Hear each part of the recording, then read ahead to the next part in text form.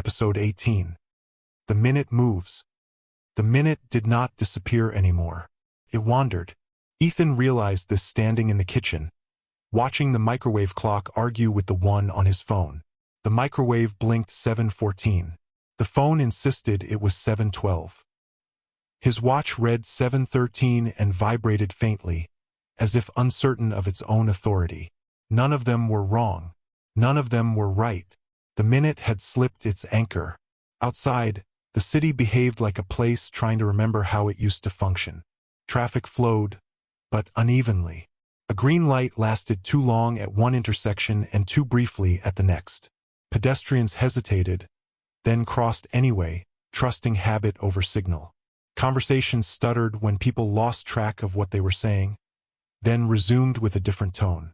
Ethan felt the pressure behind his eyes hover and drift. It no longer pressed from a single point.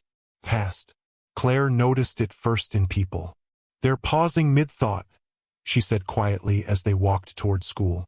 "Not forgetting, just losing the moment." Ethan nodded. "The minute is brushing past them." "How can you tell?" she asked. "Because it doesn't stay," he replied. "It touches and moves on." The air felt unsettled, like a room after furniture had been rearranged. At school, the bells rang out of order. Not loudly, not incorrectly, just inconsistently. First period started late. Second began early. Third never rang at all. Teachers exchanged glances and kept going. Authority learned quickly that insisting on precision only exposed its absence. The girl waited near the stairwell, eyes scanning the hallway as if tracking something invisible. "It's migrating," she said. Ethan felt a chill. "The minute." "Yes," she replied. "It no longer belongs to a time. It belongs to a path." The pressure drifted past them, faint and unfocused. "A path to where?" Claire asked. The girl hesitated. "To where it is needed." They tested it. Not intentionally. The minute tested them. At 10:41, the hallway thinned. Sound softened. Colors dulled slightly, like a photograph losing saturation. Students froze mid-step. Ethan did not. Claire did not. The girl did not. The minute had found them. It lingered. Too long. "This is wrong," Ethan whispered. The pressure surged weakly, scattered. The minute felt unstable, as if uncertain where to attach. Then it slid away. Sound rushed back. Movement resumed. Students blinked and continued walking. The clock jumped ahead 2 minutes. 10:43. Claire grabbed Ethan's arm. "It stayed." "Yes," he said, "because it doesn't know where to go anymore." The girl's voice was tight. "Or because it's learning." The pressure hovered nearby, listening. By midday, reports spread online. Not official. Not consistent. A cafe customer claimed 5 minutes vanished near the window. A delivery driver swore time doubled back on a residential street. A nurse posted anonymously about a hospital corridor where clocks desynchronized for half an hour. The posts did not agree. That was the point. The minute was no longer singular. Ethan watched a live traffic map. Congestion flared in places without accidents. Routes slowed, then cleared without cause. A small cluster near the river pulsed irregularly. He zoomed in. "That's where the gap leaked," he said. The girl nodded. The minute passed through an absence and didn't come back clean. The pressure tightened faintly. Time did not like contamination. 3:07, nothing happened. Ethan waited. So did Claire. 3:08, 3:09. Then at 3:11, the minute arrived in the cafeteria. Students froze with forks halfway to their mouths. A tray hovered mid-fall. Ethan stood. Claire stood. The girl stepped forward. The minute stretched, thin and unsteady. Ethan felt a sensation like wind moving sideways through thought. "It's scanning," he whispered. The pressure surged weakly, then drifted away. The minute released. The cafeteria erupted into confused noise. No one screamed. Confusion had replaced fear. That evening, the city acknowledged it. Carefully. A statement explained that timekeeping systems were undergoing synchronization maintenance. Citizens were advised to rely on official channels and remain patient. No apology. No explanation. Patience was a request for compliance. The phone vibrated. Unknown number. Relocation ongoing. Ethan typed back. You lost it. A pause. Then, we redistributed it. Ethan felt a chill. You can't control where it goes. Another pause. Then, we can observe where it settles. The pressure drifted, curious again. The girl met Ethan on the rooftop at dusk. Her expression was troubled. Something changed when it moved, she said. What? Ethan asked. It left traces, she replied. Not marks. Patterns. The pressure pulsed faintly. Patterns of what? Claire asked. The girl looked at the city lights blinking unevenly. Attention, she said. Ethan followed the patterns. He overlaid reports of skips with camera coverage maps. Not where cameras were present. Where they turned. Angles adjusted. Feeds refreshed. Focus shifted. The minute was not random. It favored places where something was watching. That night, Ethan stood near a surveillance pole at the edge of a gap. The camera rotated slightly as he approached. Not tracking him. Adjusting. The minute brushed past his thoughts briefly. He felt seen. Not by time. By something else. The phone vibrated again. Unknown number. External observation increasing. Ethan typed slowly. Not you. The pause was immediate.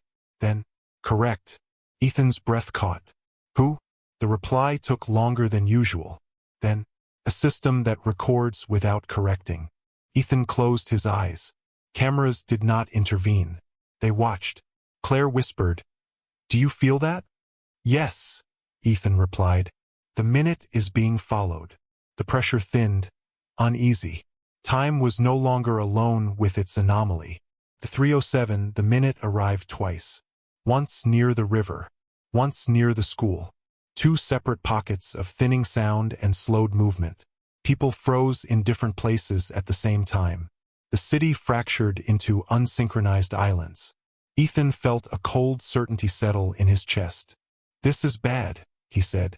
The girl nodded. Because someone is learning how to predict it.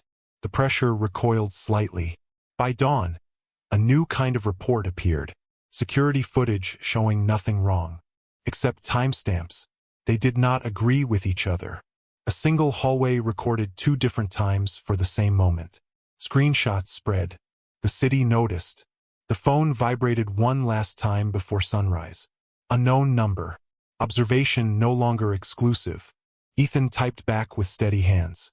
You're not the only one watching. A pause. Then, that was never the case. Ethan looked out at the city, at the blinking cameras, at the wandering minute leaving small ripples wherever it passed. Someone else is watching the skips, he whispered. The pressure hovered nearby, uncertain and thin. For the first time, time felt nervous. The minute learned routes. That was the realization that changed everything. Ethan felt it walking home beneath a sky that looked too clean, too evenly lit for an evening that should have been heavy with cloud. The streetlights flickered on one by one, not in sequence, but in clusters. Some stayed dark longer than others, as if waiting for permission. This street didn't used to feel like this, Claire said quietly. No, Ethan replied. It used to feel owned. The pressure behind his eyes drifted past them like a tide with no shoreline. They stopped at an intersection where a camera hung from a metal arm, its lens angled slightly downward. The camera adjusted as they approached. Not tracking, anticipating. Ethan felt a shiver crawl up his spine. It's not following us, he said. Claire frowned. Then what is it doing? It's positioning, the girl replied from behind them. She had arrived without sound, as she often did now, as if the moving minute carried her along its edges. They watched the camera rotate again. The movement was subtle, algorithmic. The lens settled, paused, then adjusted a fraction more. The pressure thinned. Time did not like sharing attention. That night, the city experienced its first overlap. Not dramatic, not violent. A bus arrived at a stop twice. The same bus, same number, same driver.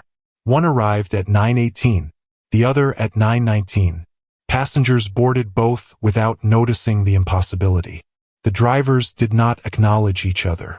One bus pulled away. The other followed 30 seconds later. No collision. No paradox. Just duplication. Ethan watched the footage later, his hands shaking. "The minute split," he whispered. The girl shook her head. "No. It was sampled." The pressure surged weakly. By morning, the city was fragmented. Not broken. Segmented. People complained about timing issues that did not align. A meeting began before half the attendees arrived, because their clocks disagreed. A class ended early for some students and late for others. Authority responded the only way it knew how. Standardization. All public clocks were reset to a central feed. Announcements instructed citizens to rely on official time sources only. Ethan laughed softly when he read it.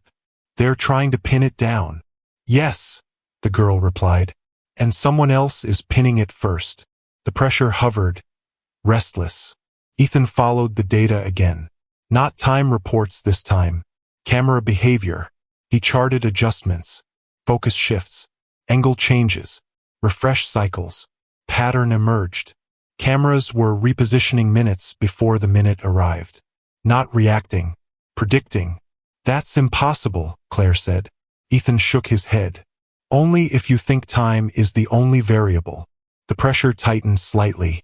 That afternoon, Ethan tested a theory. He walked deliberately into an area dense with cameras. A shopping district, bright and orderly, where lenses watched every corner. He slowed his pace, stopped, waited. The pressure surged weakly, then drifted away. At 2:26, the air thinned. The minute arrived early. Not where it should have been. Not where it had been before. Here, people froze mid-step. A shopping bag hovered in the air, its handle stretched taut. Ethan stood inside the minute, heart pounding. He felt eyes on him. Not from time. From everywhere. The minute did not linger. It slid away quickly, leaving behind a strange afterimage, like the echo of a sound too sharp to be comfortable. Movement resumed. A woman blinked and looked around, confused. A man checked his watch and frowned. The camera nearest Ethan rotated again. Slowly, deliberately. That night, the phone vibrated. Unknown number. Predictive observation detected. Ethan typed back. "You're not doing this." A pause. Then, "Correct." Ethan swallowed. "Who is?"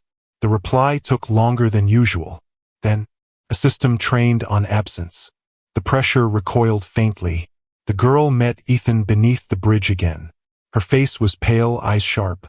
"They are not trying to stop it," she said. "They are trying to learn it." "Who?" Claire asked. "Those who record everything and change nothing," she replied. "They don't intervene. They archive." The pressure thinned, uneasy. Ethan understood then.